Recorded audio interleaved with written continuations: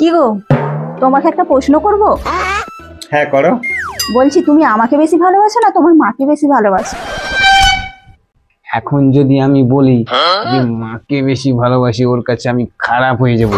আমি বলি যে ওকে আমি ভালোবাসি। আমি তো তোমাকে বেশি ভালোবাসি। কি বললে তুমি? আমাকে বেশি ভালোবাসো?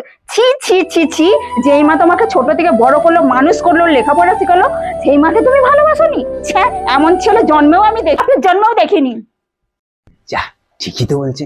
যেই মা খাওয়ালো দাঁড়ালো বড় করলো লেখাপড়া শিখালো, সেই মাকে আমি ভুল বুঝি? না না, বউ আমাকে ঠিকই বলেছে। না, তুমি ঠিকই বলছো, আমি মাকেই বেশি ভালোবাসি। হ্যাঁ, তুমি তো এখন বলবে আমি মাকে বেশি ভালোবাসি।